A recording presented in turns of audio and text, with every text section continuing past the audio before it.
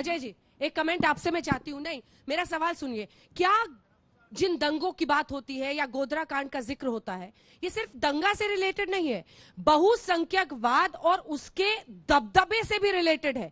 ये गुजरात में एक इमोशन को छूता है। एग्जैक्टली और उस इमोशन को बीजेपी बखूबी अपनी तरफ कर पाती है। क्या इस बात में दम है? इस बात में 100% दम है। और जब जब चुनाव आता है तब तब भारतीय जनता पार्टी दंगों की बात करती है, क्योंकि वो हिंदुत्व की वोट बैंक को सुदृढ़ करना चाहती है।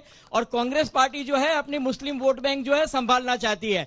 गुजरात के लोग अब इससे तंग आ गए हैं, ऊब गए हैं। ये जो यहाँ जवान लड़के बैठे हैं ना, उनको चिंता है उनके भविष्य की क्या होगी। ये पार्टी गारंटी देंगी कि अब अगला पेपर लीकेज नहीं होगा। इनकी एक पूरी पीढ़ी खत्म हो गई। अन्ना जी 7-7 साल निकल गए। लोग गांव से अहमदाबाद में आके किराए के मकान में रहते हैं, कॉम्पिटिटिव एग्जाम देते हैं, बेचारे एग्जाम में पास होते हैं, पता चलता है पर्चा लीक हो गया, एग्जाम कैंसिल हो गई, हाईकोर्ट में मामला गया, 7-7 साल तक चला जाता है। अगर चर्चा करनी है तो गुजरात में ह्यूमन डेवलपमेंट इंडेक्स की चर्चा करो कि गुजरात का डेवलपमेंट सिर्फ अर्बन एरिया में क्यों हुआ है, ट्राइबल एरिया में क्यों नहीं हुआ है। गुजरात में जो अनएम्प्लॉयमेंट रेट है उसकी क्या बात है, गुजरात में कुपोषण की क्या हालत है, गुजरात में किसानों को मिनिमम सपोर्ट प्राइस मिलता है कि नहीं मिलता है उसकी बात करो। जीडीपी की बात मत करो, ह्यूमन डेवलपमेंट इंडेक्स में जेंडर इनइक्वालिटी कितनी है उसकी बात करो। ये सब जो इश्यू है, महंगाई की बात नहीं होती है, पॉवर्टी की बात नहीं होती है, ये सब बातें कर रहे हैं चुनाव के टाइम पे। और चुनाव के बाद मैं आपको बताऊं,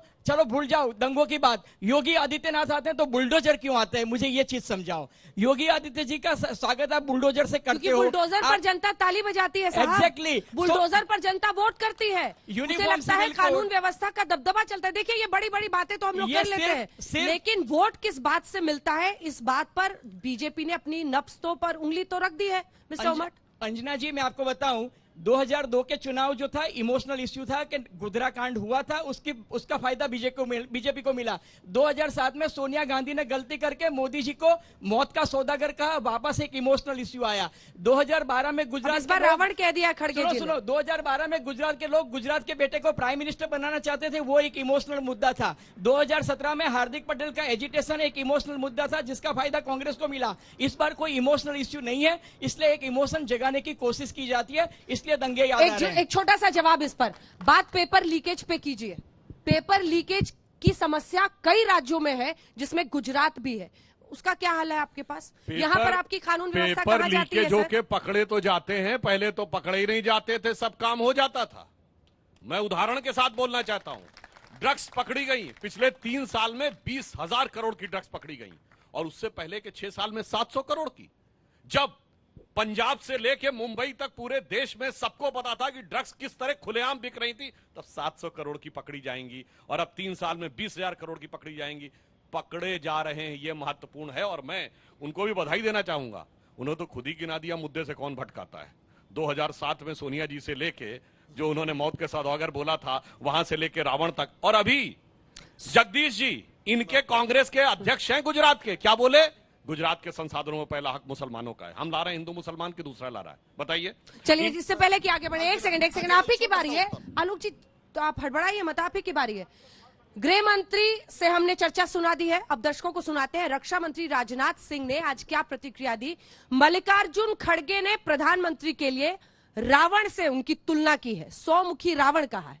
पहले सुनते हैं क्या कहा है रक्षा मंत्री ने, उसके बाद जवाब दीजिएगा।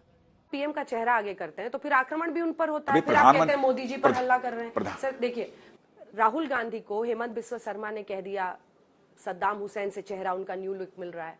अब खड़गे साहब आए, वो सीधे रावण को ले आए, और 100 मुखी रावण है क्या मोदी जी वो कर रहे हैं। तो जब आप पीएम का चेहरा आगे करते हैं तो फिर आक्रमण भी वही होगा। नहीं, तो पीएम का चेहरा आगे करते हैं तो ये नहीं भूलना चाहिए लोगों को कि प्रधानमंत्री ये केवल व्यक्ति नहीं होता है, प्रधानमंत्री ये संस्था होता है।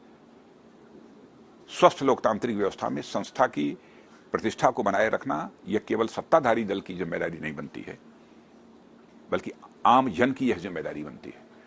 आलोचना करने के और भी तरीके होते हैं।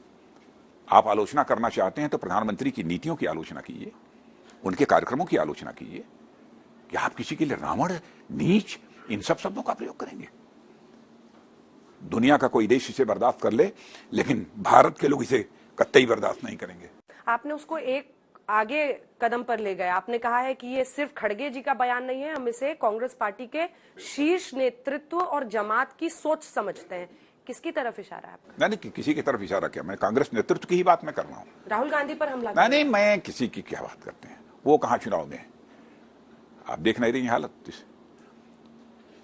वो भारत जोड़ने की बात कर रहे हैं और उनकी कांग्रेस पार्टी दिनों दिन टूटती जा रही है, बिखरती जा रही है। मैं पूरे कांग्रेस नेतृत्व की बात कर रहा हूँ। पूरे कांग्रेस नेतृत्व? बिल्कुल। सोनिया गांधी पर कह रहे हैं? नहीं, कोई भी, मैं व्यक्ति का नाम क्यों लूं, मैं सबकी मैं बात कर रहा हूँ, जो भी नेतृत्व करता है। राहुल गांधी तो कह रहे हैं कि आप लोग डर गए हैं भारत जोड़ो यात्रा से। कितने डरे हैं हम लोग, ये तो चुनाव परिणाम ही बतला देंगे।